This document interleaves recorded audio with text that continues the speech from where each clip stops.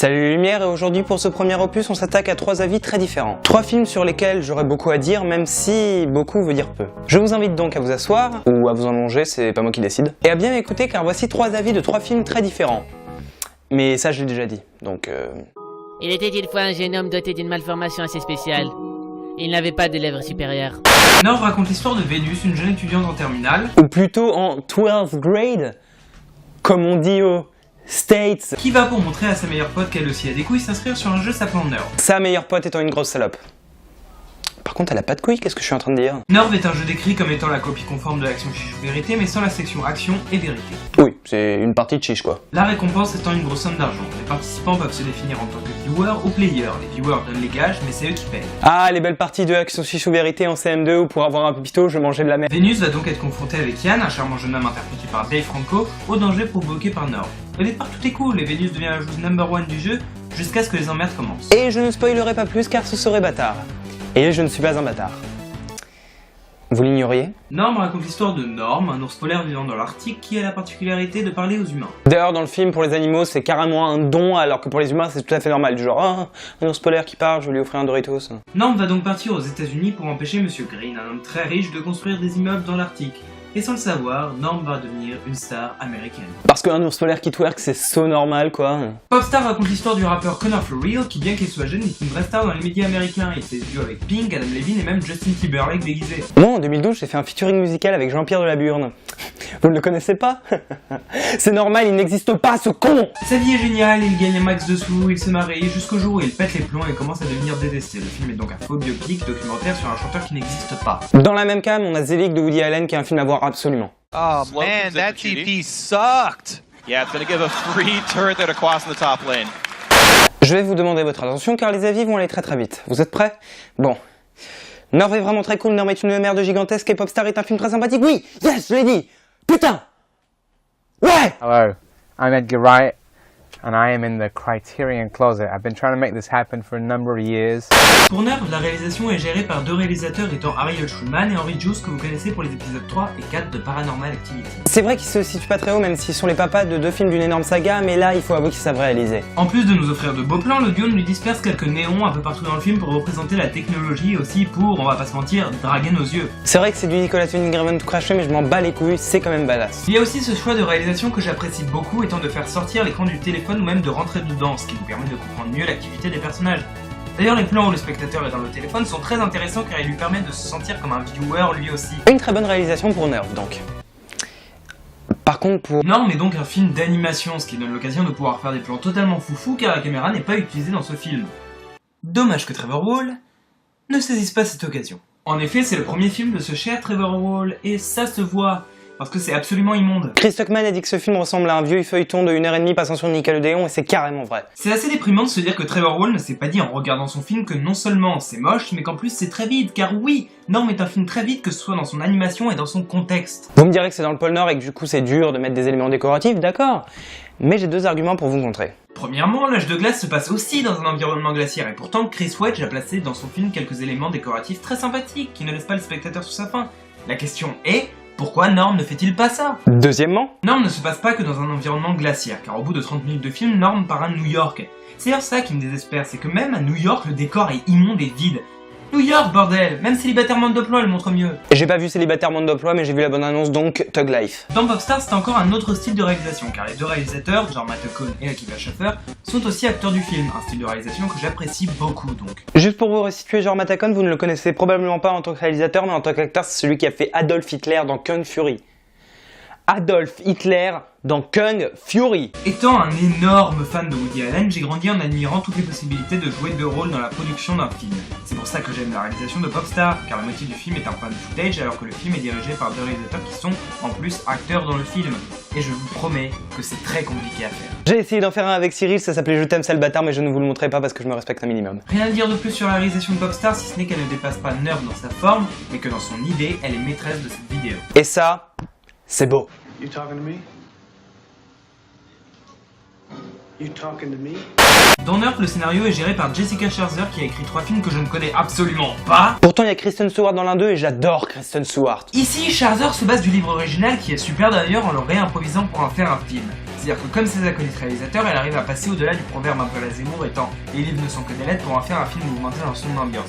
En lisant le livre original, j'aimais la situation mais je n'étais pas en transe alors que devant le film je tremblais pendant toute la séance. C'est pas parce que la clim de la salle était pétée que tu es téméraire en venant ici, Cyril. Je vais dire non à la proposition de Cyril car certes la réalisation joue dans ce tremblement mais les dialogues et les étapes installées dans le scénario m'ont tout de suite attiré. Alors Cyril, tu auras compris quelque chose aujourd'hui. Il est important de fermer sa gueule. Norm est écrit par deux frères étant Daniel et Steven Altier. Que je vais appeler la paire de couilles.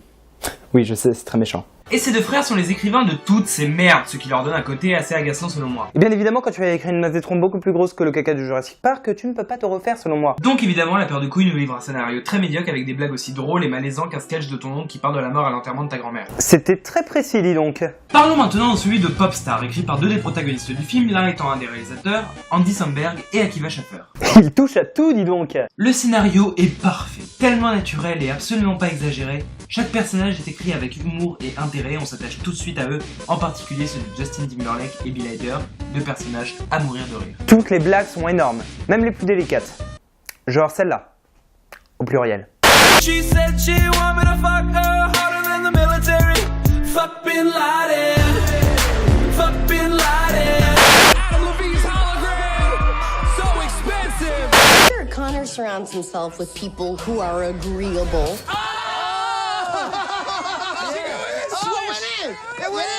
Voilà. Mais c'est tellement hilarant. On voit que Andy Samberg a créé son personnage avec passion. On voit en lui un frère, un double. Bref, on imagine totalement le personnage de Connor dans cette forme. Samberg a d'ailleurs dit dans une interview qu'il s'est inspiré de lui-même pour faire le personnage de Connor. Et j'aime cet état d'esprit.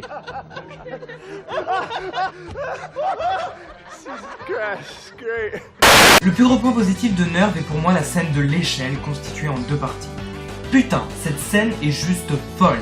La première partie montre Sydney qui traverse l'échelle mais qui finalement perd et est éliminée. Durant toute la traversée, on a peur malgré le fait qu'on est sûr qu'elle ne gagnera pas. Mais alors, va-t-elle abandonner? Va-t-elle mourir? Eh bien non, son téléphone tombe, elle perd la connexion et est donc éliminée. Boum, tu t'y attendais pas. La deuxième partie montre bien évidemment Vénus qui relève l'épreuve et réussit. Là, on sait qu'elle va y arriver. Mais justement, le pouvoir du film nous fait stresser quand même. Et j'aime cette scène pour ça. Et puis après, la métaphore des risques de la vie, tout ça, c'est géré. Donc voilà, rien à rajouter, c'est une scène vraiment géniale. Maintenant, on passe au point positif de Norm. Dans Popstar, je pense que le point le plus positif du film est soit la scène de la chanson sur Ben Laden, soit la présence d'Akiva Schaffer dans le film. La chanson sur Ben Laden parce que c'est hilarant, la présence d'Akiva Schaffer parce qu'il a le meilleur perso et le plus drôle, comportant les meilleures répliques. Point. No, God, please, no, no, no, no. Commençons par Nerve. Je dirais que je ne suis pas fan de Emma Roberts. Certes, elle joue bien, mais je n'aime pas vraiment son interprétation du personnage. Ok, elle a le visage parfait, mais pas le charme et l'intonation nécessaires. Pendant toute la séance, je me suis dit que j'aurais aimé voir Chloé Grace Moretz dans le rôle. D'ailleurs, coïncidence, Dave Franco et Chloé Grace Moretz ont joué tous les deux dans Nos Pires Voisins 2. Bon, ils ont aucune scène ensemble, mais bon, ils ont joué ensemble, ils sont du casting, merde. Ce n'est pas un énorme point négatif, vu que Emma Roberts n'est pas mauvaise du tout. Je la trouve juste un peu agaçante, mais pas trop. Et là, on passe au point négatif de Norm. Bon.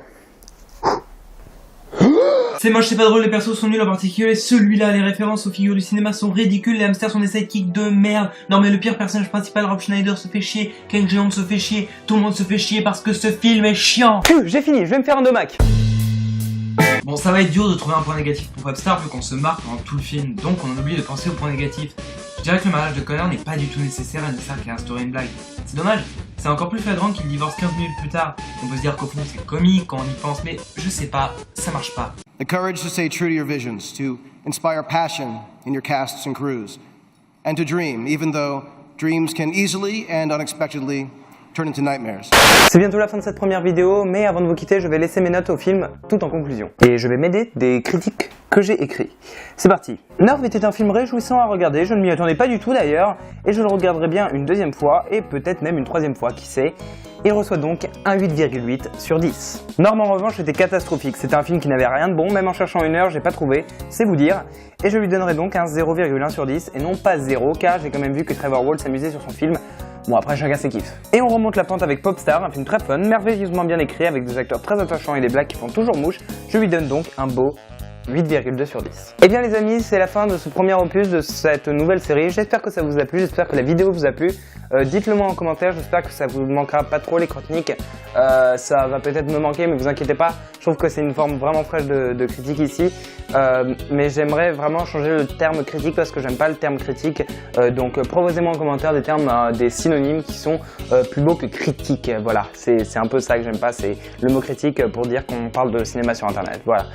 Et bien moi les amis, je vous dis salut les lumières, mangez du popcorn jusqu'à vous en faire péter le ventre et du coca jusqu'à vous en faire exploser la vessie. C'était Yoji sur la chaîne des Lumières. Bye ciao.